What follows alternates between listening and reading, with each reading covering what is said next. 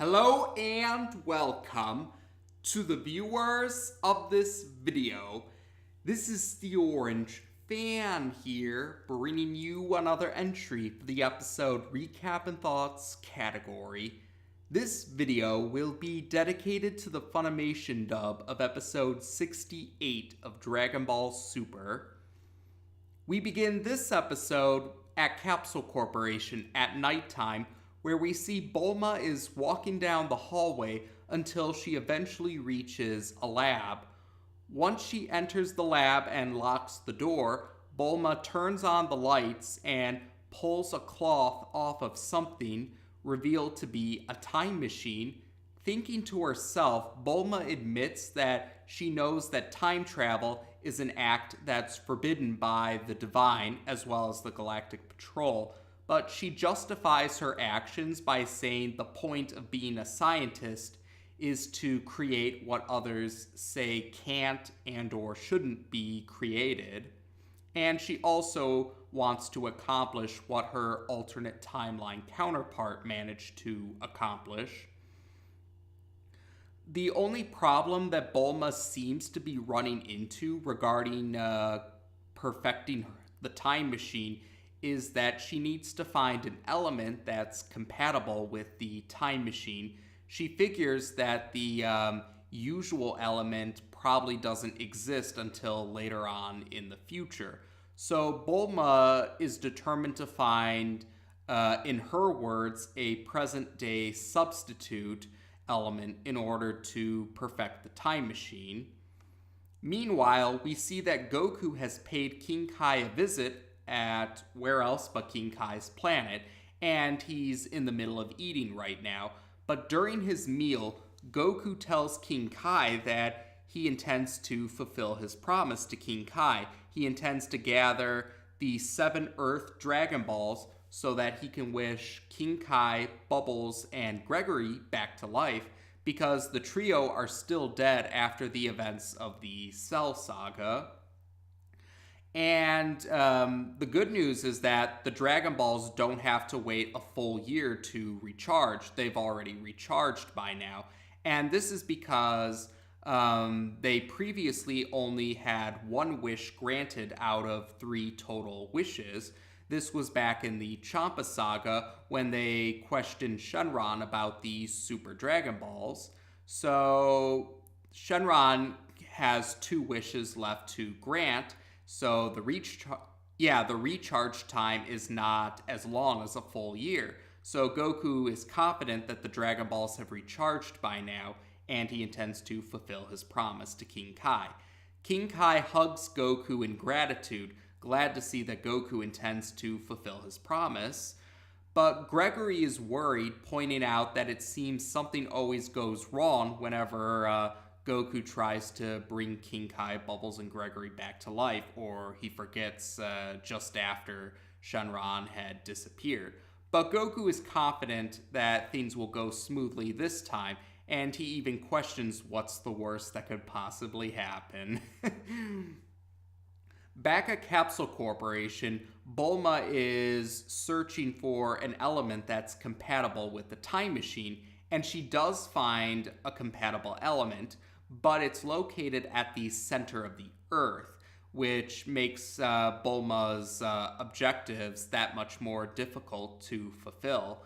Suddenly, Goku arrives with instant transmission, and Bulma quickly turns out the lights in the lab so that Goku doesn't see the time machine, because Bulma is worried that if Goku sees the time machine, he'll let slip to Beerus its existence. Yeah, he'll let its existence slip to Lord Beerus, and Bulma doesn't want to incur the wrath of Universe 7's destroyer. So Bulma hears out Goku, and she does agree to Goku's request to let him borrow the Dragon Radar. Bulma also figures that this could work to her advantage. She'll let Goku make his wish to bring King Kai, Bubbles, and Gregory back to life, and then she can use the last wish to wish for the element that's compatible with the time machine. Shortly after Goku leaves to search for the Dragon Balls, Beerus and Whis arrive at Capsule Corporation, hoping that Bulma knows of a great meal that they can enjoy. Bulma tries to keep her cool because she doesn't want to let Universe 7's destroyer and Universe 7's angel assistant become suspicious of her plans to perfect a time machine. So she brings them to a restaurant that serves crustacean, and Beerus and Whis do seem to enjoy this particular meal. And Bulma is mentally urging them to, she's thinking to herself, she's urging them to hurry up, finish their meal, and leave before they can catch on to her plans to perfect a time machine. Also, while Goku is searching for the Earth Dragon Balls, we see that Master Roshi is on his island, admitting that he's bored out of his mind. And we also see that Android 18 and Marin are out shopping with Chi-Chi. Android 18 admits to Chi-Chi that Krillin has done so much for her, Android 18, and Marin, and so Android 18 is hoping to find a gift for Krillin as a show of her gratitude for all that Krillin has done for their family. But Android 18 also admits to Chi-Chi that shopping for others is not one of her strong suits. Eventually, Goku manages to find all 7 Earth Dragon Balls, and he returns to Capsule Corporation. He calls out to Bulma to let her know that he's returned, but when he doesn't get an answer, he figures that Bulma must be off somewhere, but he figures now's as good of a time as any to summon Earth's Eternal Dragon. So Goku proceeds to summon Shenron, and this catches the attention of several of the Z fighters. Bulma notices Shenron being summoned, but Beerus and Whis are still preoccupied with their crustacean meal. So Bulma pays the chef ahead of time so that Beerus and Whis can continue to eat their meal undisturbed, hoping that she can have her wish granted before Beerus and Whis notice that Shenron has been summoned. So King Kai, Bubbles, and Gregory are watching from King Kai's planet, and they're excited to see that Goku is only seconds away from fulfilling his promise to them. But before Goku can make the wish, he's interrupted by the arrival of Android 18, Master Roshi, and Ulan, and the 3 of them all argue with each other over who gets the last wish after Goku makes his own wish. Emperor Pilaf also notices that Shenron has been summoned, and he thinks that this is a golden opportunity for him to fulfill his own desires and get his own wish granted. But Pilaf is interrupted by the arrival of Goten and Trunks, and Goten and Trunks join Android 18, Master Roshi, and Ulan in the argument over who gets the last wish after Goku. And suddenly, Gohan arrives, and Gohan interrupts Pilaf a second time Gohan unknowingly interrupts Pilaf when Pilaf tries to make his second attempt to have his wish granted. And Gohan requests a wish from Shenron because he reveals to everyone else that Pan has a severe fever right now. She's had this fever all day, and they did pay a doctor a visit, but the medicine that the doctor provided proved ineffective. Gohan suspects that Pan's Saiyan ancestry is why the medicine proved to be ineffective.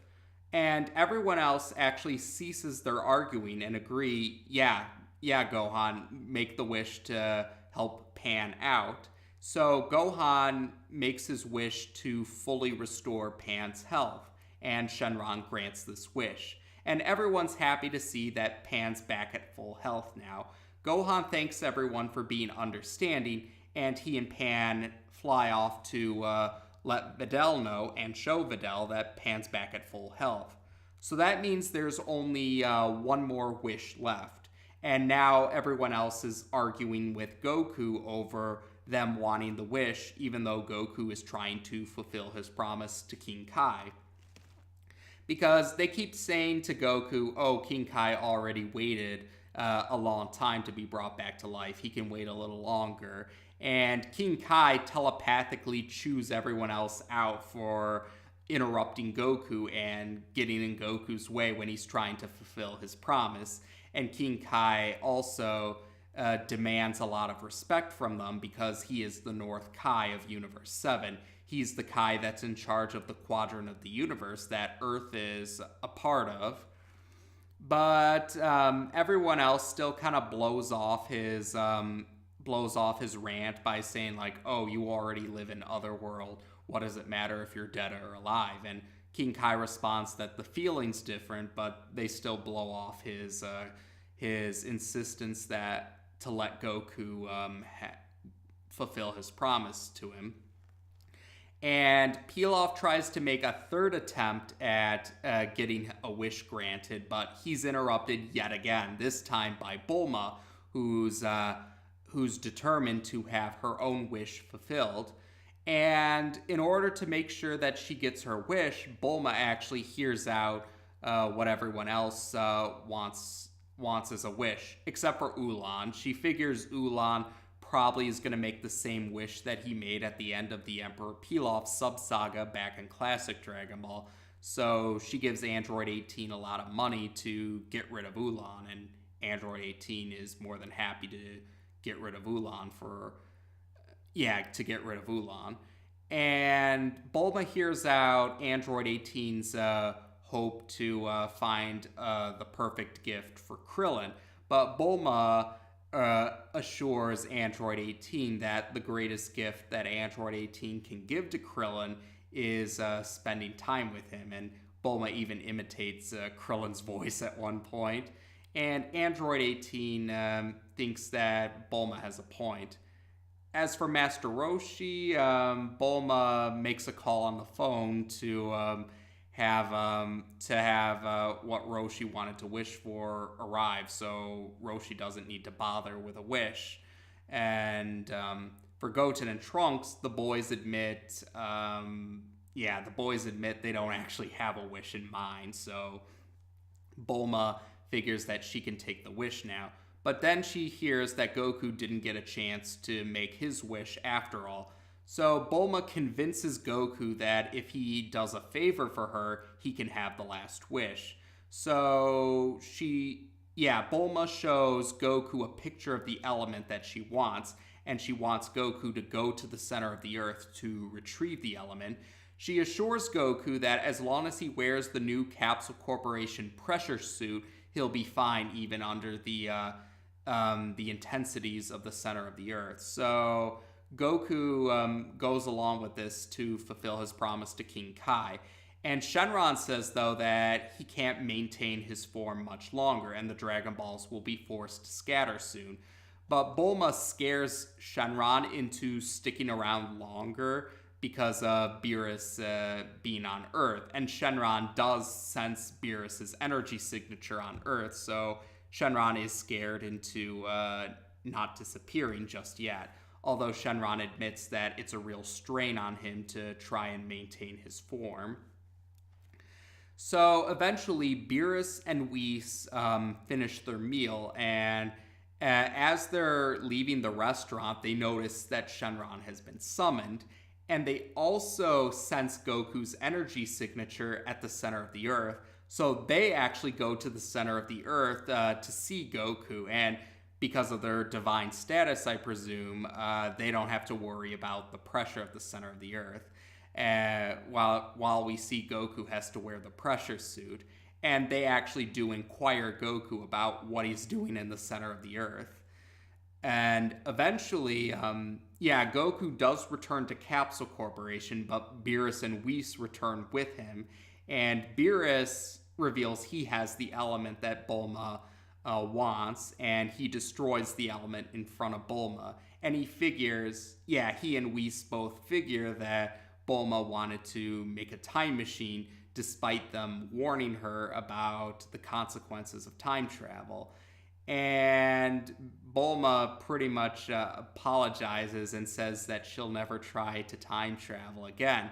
And Beerus, though, destroys the time machine as well as future Bulma's notebook to make sure that she's not tempted, as he puts it.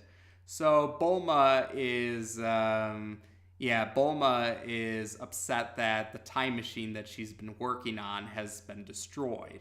And Goku realizes he still needs to make his wish to bring King Kai, Bubbles, and Gregory back to life. But before he can finish the wish, Shenron can no longer maintain his form, and so the Dragon Balls are forced to scatter. So the episode ends with King Kai furious that he, Bubbles, and Gregory are still dead after all this time. So there you go. This was our first of 9 breather episodes after the main storyline of the Zamasu saga. And this was a fun breather episode. It was a nice way to kind of lighten the mood after how intense the Zamasu saga was and the bittersweet ending that the Zamasu saga had. So, yeah, it was nice to have a lighthearted one-shot. And the thing I liked about this episode was, it was nice of Goku to try to fulfill his promise to King Kai. It shows, Goku can be a bit forgetful, but he really does appreciate King Kai, and he really was trying to do his best to make sure that King Kai, Bubbles, and Gregory were back to life. He really did try, but unfortunately, things kept getting in the way of him fulfilling his promise. And I did feel bad for King Kai, Bubbles, and Gregory. They had to wait a really long time. And I say this as someone who has a great deal of patience myself, but I know even the most patient of people will eventually grow weary if they're kept waiting for a very long time. So I can sympathize with King Kai, and I do feel bad for him, Bubbles, and Gregory, that they're still not brought back to life yet after the events of the Cell Saga. And the nice thing, at least in the Funimation dub, I always kind of do get a good laugh out of Goku and King Kai's conversations, because it's pretty much Sean Schemmel talking to himself, because Sean Schemmel, the Funimation dub voice artist for adult Goku, is also the Funimation dub voice artist for King Kai. So I always did get a good laugh out of that. And Sean Schimmel's King Kai, I actually do like his King Kai voice. I know certain sub-fans or sub-viewers don't like King Kai's voice in the Funimation dub. They think it sounds too silly, is usually the grievances I hear leveled at it.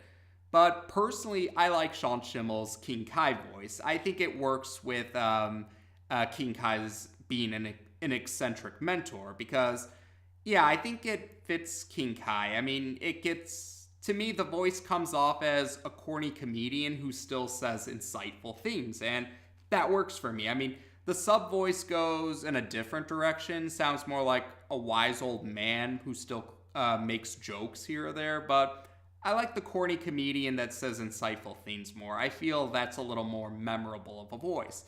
And that's not me saying anything bad about the sub-voice artists. Not at all. I frown upon that, even if I'm not a fan of those particular voices. And I mean, I think it works. I do like Sean Schimmel's King Kai voice, even if some people aren't the biggest fans of it. But anyway, besides that, I did like the other moments here. Like, we got some nods to the classic Dragon Ball series that we haven't seen since the classic Dragon Ball series. Like, Master Roshi was riding on a flying turtle. Said flying turtle is actually a reference to a famous kaiju. And we did get to see Ulan's transformation abilities, which we haven't seen him do, I think since classic Dragon Ball. I don't recall Ulan ever using his transformation abilities during Dragon Ball Z. So it was cool to see those references. And we did get some nice heartwarming moments as well. Like, Android 18 wanted to find a gift for Krillin to show that she really appreciates Krillin as a husband. I thought that was really sweet. And it was sweet how everyone was able to put aside their arguments or disagreements for Pan's well-being. That was also really heartwarming as well. And yeah, of course, Beerus and Whis, yeah, they were able to catch on to Bulma's plan of trying to make a time machine. And yeah, some people would say in Beerus's own way, it's kind of heartwarming how he didn't actually harm Bulma. He just destroyed the time machine because yeah, some would say that was heartwarming in Beerus's own way too. And yeah, as far as the time machine being destroyed and future Bulma's notebook, it still wouldn't surprise me if future Trunks does end up returning after all. I mean, maybe if not necessarily Dragon Ball Super, maybe in a later entry in the franchise. Like, I think if future Trunks, if they want to bring future Trunks back, they'll figure out a way to bring future Trunks back. I mean, he is a very popular character among many fans of the franchise, so I wouldn't be surprised if we do see future Trunks back. But of course, we're just going to have to be patient and see if future Trunks ever will return or not. And otherwise, yeah, that might be about it, actually. Like I said, it was just a fun, lighthearted breather episode to kind of unwind after how intense the Zamasu saga turned out. And we are going to have a few more breather episodes. Like, the next 2 breather episodes are going to be lighthearted one-shots as well.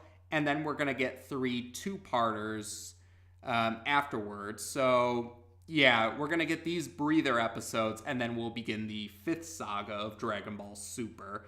So yeah, we might as well enjoy these breather episodes right now, because the 5th saga is going to be a long one, probably the longest saga in Dragon Ball Super. But otherwise, there we go. So as of this video, we've now discussed the Funimation dub of episode 68 of Dragon Ball Super on this channel. Take care, and until next time.